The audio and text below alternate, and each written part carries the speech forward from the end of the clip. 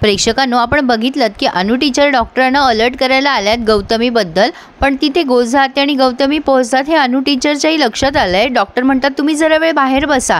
आता अनु टीचर विचार करतात कसं सांगू, इराच्या आईबद्दलच सांगायचे पण त्या तर इथे हजर आहेत। तेव्हा या म्हणतात की डॉक्टर तुम्ही ज्या सगळ्याच्या गोळ्या दिल्यात ना मला, त्या घेऊ की राहू देऊ? शुभमकर म्हणतात तुम्हाला बरं वाटत असेल तर नका घेऊ। आता तिकडनं गौतमी सारखी बघतीये या अनु टीचरकडे, नेमकं हिला काय बोलायचंय म्हणून।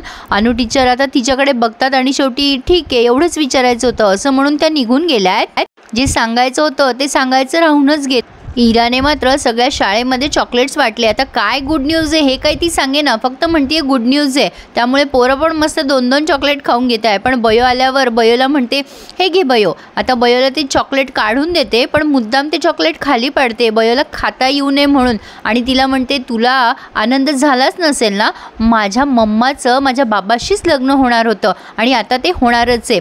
अनु टीचर शाळेत आल्यात पण त्यांना काही सांगता आलं नाही डॉक्टरांना, या गोष्टीचा त्यांना पश्चाताप होतोय। असो तर आता इराने या अनु टीचरलाही दिले चॉकलेट। त्या विचारतात की कशाबद्दल, तेव्हा ही काहीच सांगत नाही, ती म्हणते गुड न्यूज आहे, कळेलच तुम्हाला लवकर। अनु टीचर बयोला बोर्ड पुसायसाठी सांगतात आणि बिचारे दोघी एकमेकींकडे निराश नजरेने बघतात। गोझात्या शुभमकरला म्हणतीये शुभमकर तुम्ही दोघांनी परस्पर ठरवलंच आहे तर उद्याच मंदिरात लग्न करा। डॉक्टर नकार देतात काय हे, आत्ता तर होकार दिलाय मी, लगेच काय लग्न वगैरे, ही काय पद्धत झाली का? गौतमी खालून लात मारते गोझात्याला, तेव्हा गोझात्या रडायला लागतात आणि म्हणतात अरे बाबा माझ्या म्हातारीचं वय झालंय, पोरांना आऊस पाहिजे, असं काय करतोस तू? मी आज आहे उद्या नाही आहे, तू आता विचारच केला आहे तर लवकर लग्न कर। तिथे एक पेशंट आले, छोटी मुलगी तिच्या आईबरोबर असते। तेव्हा डॉक्टर म्हणतात तुम्ही बसा मी बोलवतो। गोझाते लगेच म्हणते बघ ती पोरगी कशी तिच्या औशीबरोबर आली आहे, तशी मुलांना औस हवी रे, नाहीतर ते औशीबरोबर त्यांच्या चालले जातील मुंबईला। नाईलाज असो डॉक्टर हो असं म्हणतात।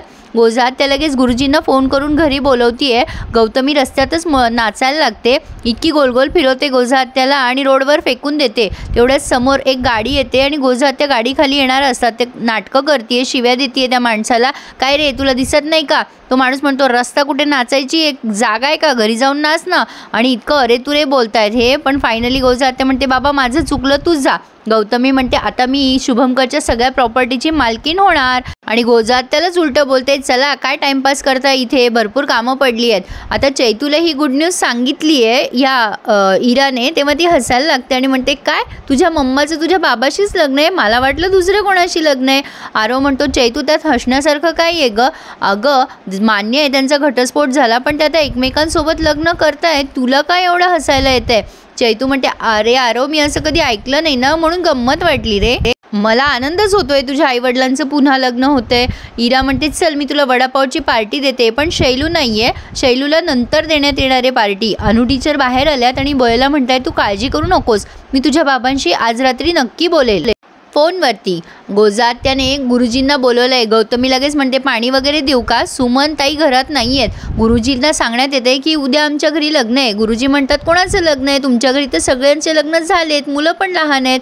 गोझात्या म्हणतात की आमचे शुभमकरचंच परत लग्न आहे। तेव्हा ते विचारतात त्यांचा तर घटस्फोट झाला होता ना या बाईसोबत। गौतमी म्हणते तुम्हाला काय करायचं आहे? पण आता बळजबरी ते उद्या मुहूर्त नसताना सुद्धा मुहूर्त काढतात, कारण गौतमीचा मुहूर्तावर विश्वास नाही आहे म्हणून। आता गौतमी रात्री शुभमकरांच्या बेडरूममध्ये येते, तेव्हा अनु टीचरचा फोन येतो आणि ती अनु टीचरला खूप काही ऐकवते आणि म्हणते काय गं शहाणे कशाला फोन केला होतास गं?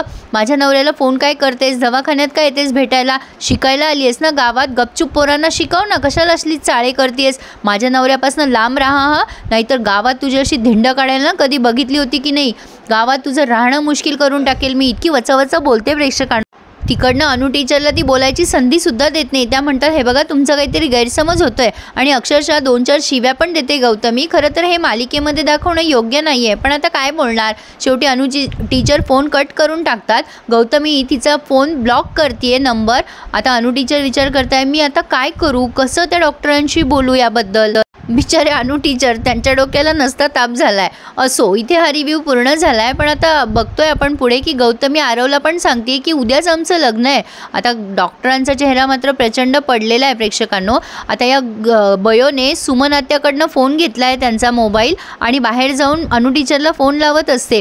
तेवढ्यात तिथे गोझात्या येते आणि म्हणते काय ग बयो इथे काय करतेस? आता हे सगळं बोलणं अनु टीचर फोनवर ऐकतायत तिकडनं, तर बहुधा तरी त्या काही रेकॉर्डिंग वगैरे करता की काय, आता हे बघणं पुढे इंटरेस्टिंग ठरणार आहे. पण बघूयात अनु टीचर आणि बयो दोघीही मिळून हे लग्न कसं थांबवत आहेत. आज बाकी काही विशेष दाखवलं नाही आहे त्यांनी प्रेक्षकांनो. तर तुम्हाला हा रिव्ह्यू कसा वाटला आम्हाला नक्की कळवा आणि प्लीज आपल्या चॅनलला सबस्क्राईब करायला विसरू नका.